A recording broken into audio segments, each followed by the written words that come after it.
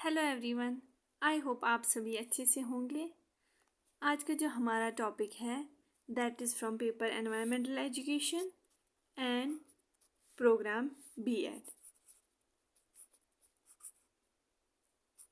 तो चलिए आज का टॉपिक स्टार्ट करते हैं, that is effect of human activities on environment. Human activities की वजह से एनवायरनमेंट पे क्या असर पड़ रहा है वो देख लेते हैं। ह्यूमन बींग्स जो है वो एनवायरनमेंट को किस लिए यूज़ करते हैं? For food, clothing, shelter and comfort.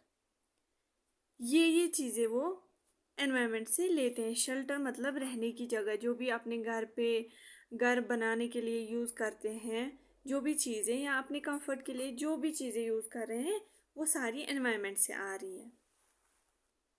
इससे क्या हो रहा है कि सीरियस थ्रेट हो रहा है एनवायरनमेंट पे। एनवायरनमेंट में पोल्यूशन हो रहा है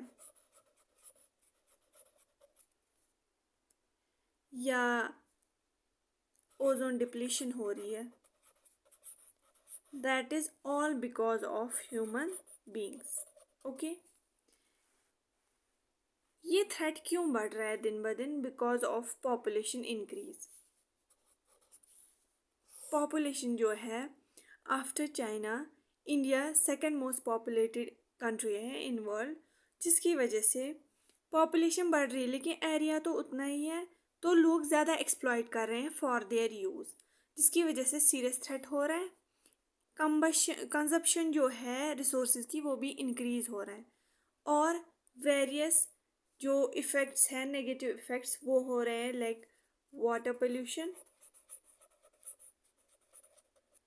और मेनी अदर। जैसे कि मैंने बोला, कंजप्शन में ये क्या करते हैं, वाटर यूज़ करते हैं फॉर देयर बेनिफिट, और they use minerals, fossil fuels for their use,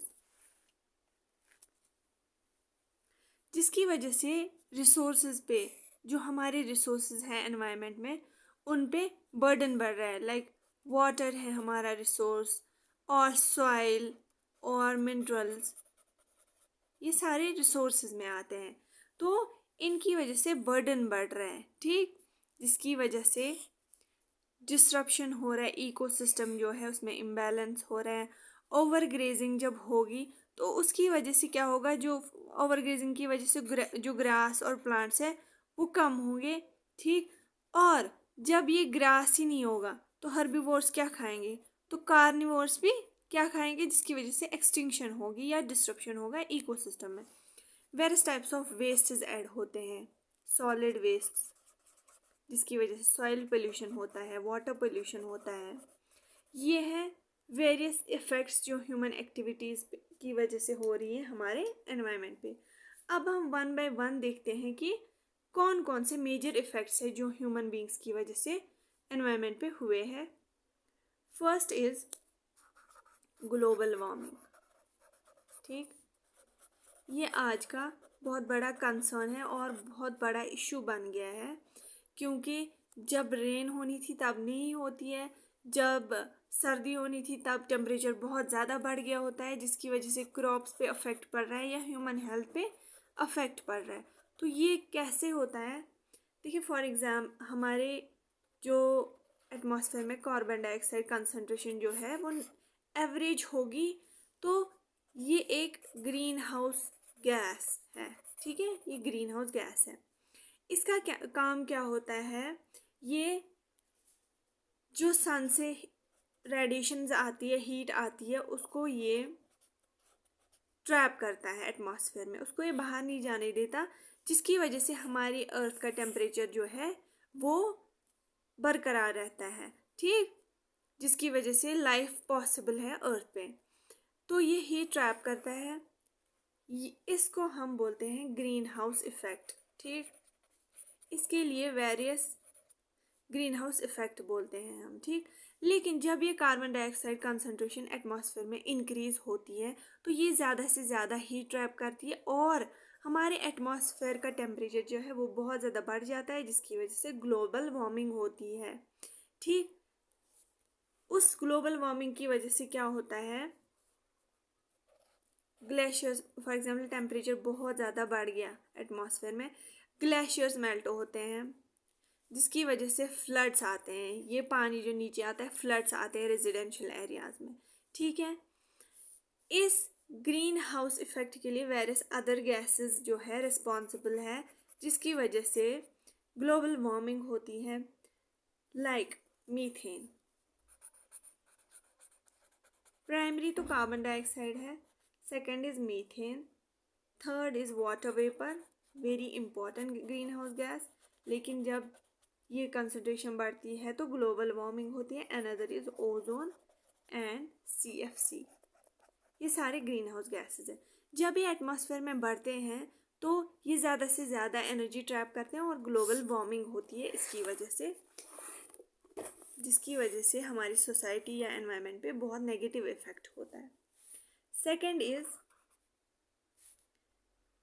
ozone depletion.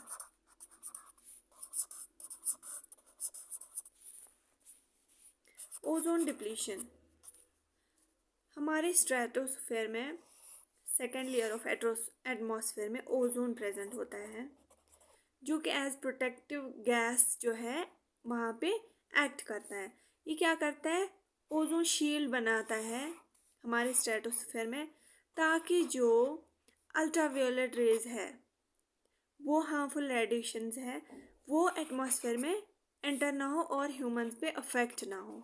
ठीक, लेकिन क्या होता है कि ह्यूमंस की वजह से उन्होंने CFCs जो है, CFC क्लोरोफ्लोरोकार्बन फ्रिज में यूज़ किए cooling as a cooling agent. ठीक, तो ये जब यहाँ से रिलीज होता है, ये एटमॉस्फेयर में ऐड होता है, इसमें क्लोरीन प्रेजेंट होता है, फ्लोरीन प्रेजेंट होता है एंड कार्बन प्रेजेंट होता है।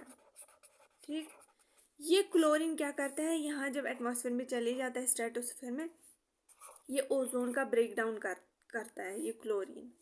ठीक, ओजोन को जो है ब्रेक डाउन करता है जिसकी वजह से इस ओजोन लेयर की थिनिंग होती है और UV रेज एंटर होती है इनटू एटमॉस्फेयर, जिसकी वजह से स्किन कैंसर होता है, आई कैंसर, इम्यून सिस्टम जो है वो वीक होता है ह्यूमंस का।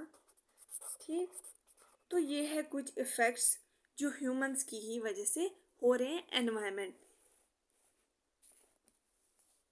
Third is pollution. ठीक, वेरियस पेस्टिसाइड्स यूज होते हैं for increasing the productivity of crops. Chemicals use होते हैं क्रॉप्स को प्रोटेक्ट करने के लिए। इन हार्मफुल क्रॉप्स तो प्रोटेक्ट हुए, लेकिन जब ये लीच आउट होते हैं इनटू स्ट्रीम्स और वहाँ पे जब ये वाटर बॉडीज़ में ऐड हुए तो वहाँ पे क्या होता है, फूड चेन जो है उसकी डिस्ट्रप्शन होती है। वहाँ पे केमिकल जो है फिशेस जो है वो कंज्यूम करती है, फिशेस को ह्यूमंस कंज्यूम करते हैं। तो ये जो कंसंट्रेशन है ये बहुत बढ़ जाती है from one trophic level to another, जिसकी वजह से बायोमैग्निफिकेशन होती है। ठीक, और बहुत ज़्यादा नेगेटिव इफ़ेक्ट होता है, फूड चेन जो है वो उसमें इम्बैलेंस हो जाता है। ठीक, ईच ट्रॉफिक लेवल पे।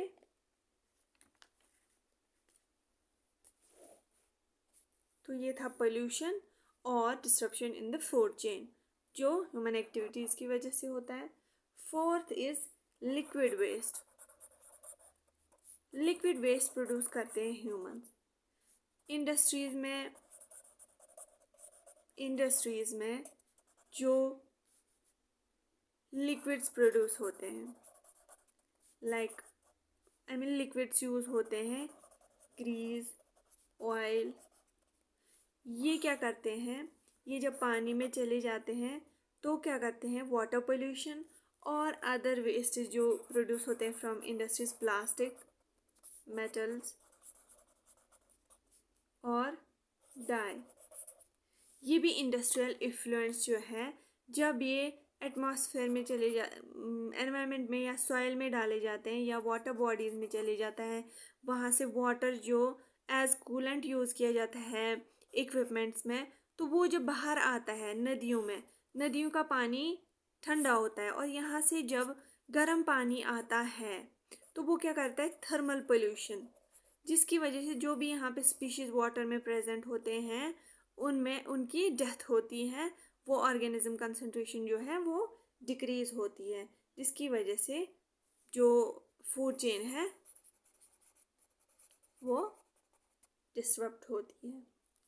Another is fifth is deforestation, जिसकी वजह से स्केर्सिटी ऑफ ट्रीज होती है। डिफॉरेस्टेशन मतलब कि बहुत ज़्यादा लार्ज अमाउंट में ट्रीज़ काटी जाती है, किसके लिए, फॉर फ्यूल, फॉडर, कैटल्स के लिए फॉडर, और फ्यूल जो वुड वगैरह मोस्टली विलेजेस में चूल्हे जलाने के लिए यूज़ किए जाते हैं फॉर कुकिंग पर्पस, फ्रूट्स और टिम्बर और फाइबर, ये सब के लिए ट्रीज़ काटी जाती हैं, जिसकी वजह से जो है हमारा इकोसिस्टम इम्बैलेंस हो जाता है और कार्बन डाइऑक्साइड ऑब्वियसली उसकी कंसंट्रेशन बढ़ जाती है, जो बहुत सारे नेगेटिव इफ़ेक्ट्स, जैसे कि मैंने पहले भी समझाया, ग्लोबल वार्मिंग वगैरह, जो सी लेवल राइज होता है उसकी वजह से फ्लड्स भी आते हैं, तो सी लेवल राइज होता है या वेरियस डिज़ास्टर्स होते हैं। तो ये थे effects of human activities on environment. अगर आपको ये मेरा वीडियो पसंद आया then I request you all कि आप इस वीडियो को लाइक करें, सब्सक्राइब करें प्लीज़, ताकि मैं आपके लिए अच्छे से अच्छे वीडियो लाऊं आपके 3rd and 4th सेमेस्टर के लिए भी। और कमेंट करें आपको ये वीडियो कैसा लगा। सो thank you so much for watching my video and all the best for your exams. Thank you.